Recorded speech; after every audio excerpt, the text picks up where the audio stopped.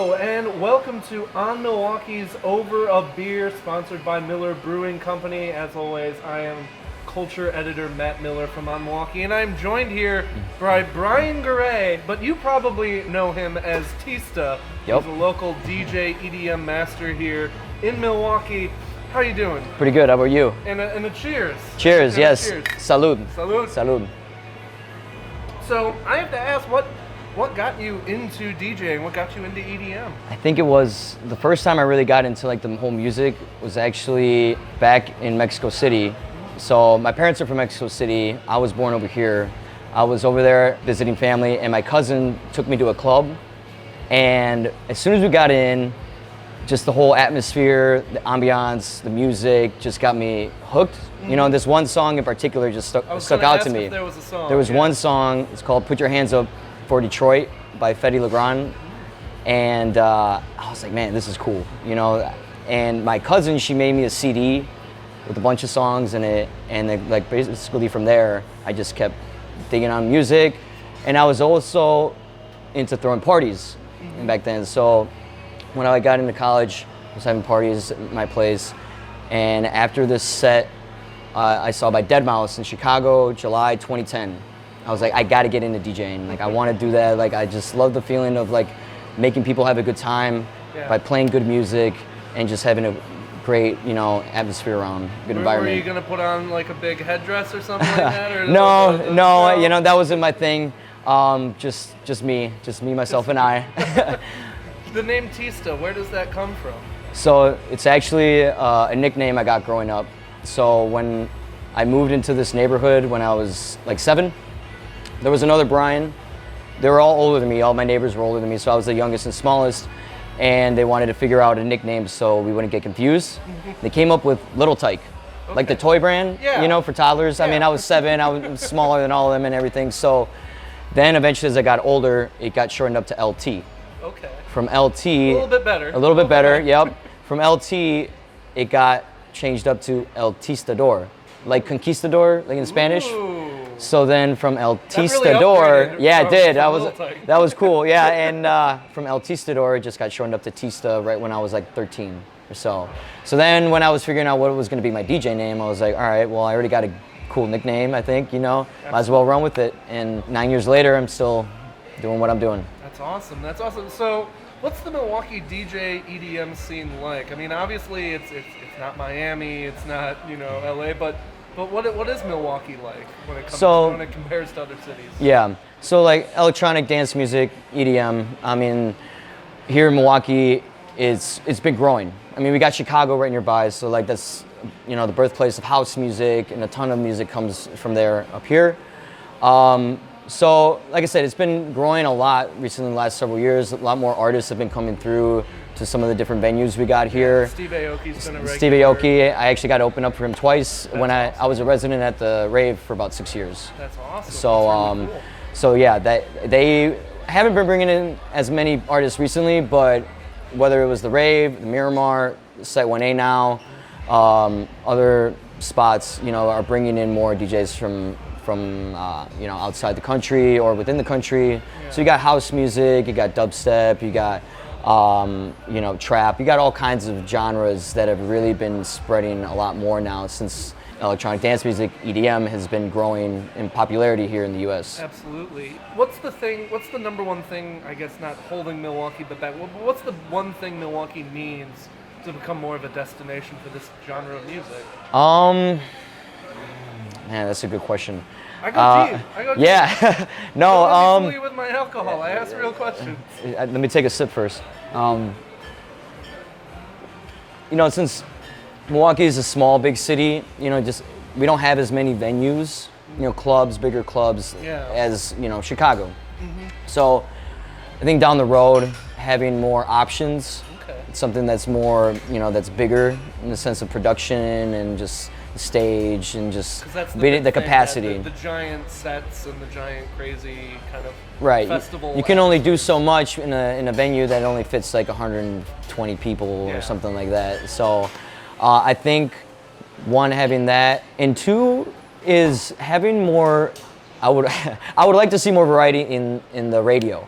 To be honest, I think like The radio is obviously a huge resource for obviously spreading all sorts of things, whether it's news, music.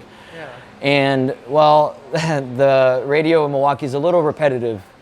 And you know, there's so much more out there. So I think if we get more music here in all different genres in general, that's going to help people open up their minds more to, you know, to dance music in general, just because it's a very global thing. And it's a very diverse thing in terms of the sound, and obviously the culture's involved, but the sound as well. Right. Because people, when they think of EDM, when they think of DJs, they kind of, I think people still have like the dubstep, you know. Either yeah. dubstep, boots and cats, like that. You know, they have this sort of, you know, preconceived notion of what EDM so much more all EDM over the is. place. Yeah. And EDM has kind of gotten a bad rap, like the term for it. People just think that right away, like just blaring sounds and, you know, noise. Like anyone can do it, because like DJ Paris Hilton coming into town. Yeah. Kind of celebrity DJ. Right, and even Aoki, he kind of gets a bad rap for like, because he throw cakes all the time. It's part of the show. It's part of his show. Yeah. I mean, he's actually a great producer, so he does great at what he does. Yeah. In addition to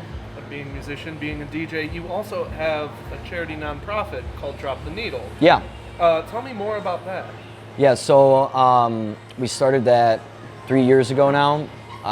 It was a few of us DJs and a couple of friends that we got together. It was 2016, that year, beginning of the year. I remember I actually had a friend who was on the news because she had overdosed, and it was, somebody recorded it. Unfortunately, this person didn't pass away, but they recorded her having an accident, and after that moment, I was like, I knew her, you know, like and we all had kind of past experiences with somebody close to us that either was affected, whether it was through opioids.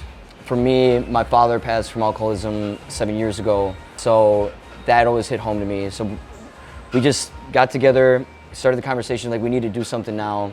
We started the Drop the Needle thing unofficially. This year we finally became official charity organization. Congratulations. Thank you.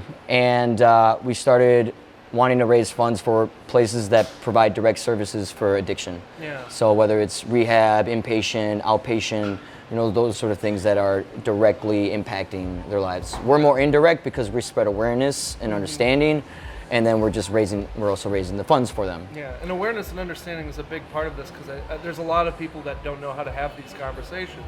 Right. About addiction, about drugs, about alcoholism. It's a touchy subject, you know, especially if it hits close to home. But it needs to be talked about, because you're not going to handle a problem if you don't do anything about it. You know, if it just stays in the back burner, well, the problem's just going to keep growing. Yeah. So especially like nowadays, almost like anybody's affected. Like everybody knows somebody that's impacted by addiction in some way, especially right now with the opioid crisis. Yeah, I lost my middle school best friend because of addiction. So yeah, everyone's got a story. Yeah, so it was time, you know, to take action. Yeah, now we're in our third year, and we raised just over $2,000 this year for the organization, Life Point Needle Exchange. So we plan on doing more for the future, that's for sure. How can people help? How can people follow us at Drop the Needle? We have our Facebook page that you can search and you can go to. We provide information out there, news articles, keep updated with what we're doing, but also doing some of your own research as well, finding out, you know, how addiction affects the brain and the body, the different types of addictions that are out there. Because when people don't understand something, they either push back or they fear it. And there's a lot of pushback with people that are addicted to whatever, because people don't understand what they're going through. Yeah. You can put yourself in their shoes better. There's more understanding, then we can help those people from a deeper level. Yeah, there's a lot of blame that goes around with addiction, which is not what's going on. Correct. Yeah. So what's next on the set list for you? Yeah, so changing on a brighter note. Yeah. But on a brighter note, pun intended on that one, music is the plan and the route. Actually was just working on some music earlier this morning with my friend Tanner. Tanner Dixon is another producer here, DJ in town, and we've been starting a project together that is getting some cool attention from some other names, some other DJs. So keep working on music, working on spreading worldwide, hopefully. It'd be awesome. But also to use that to also help the community, use you know, my other experiences to spread awareness about other causes as well. That's been one thing I always wanted to use with music. If I can make it up there, if I can do something with it, then I want to use it for good causes. Yeah, use the platform that you have. Correct, right. Absolutely. My final question, I ask this every time. I have a thing that I call the high life moment, the moment when you realized you were making it, the moment that you realized that you had either maybe found fully your passion, or that you found the kind of heights that you wanted to reach. What's been your high life moment?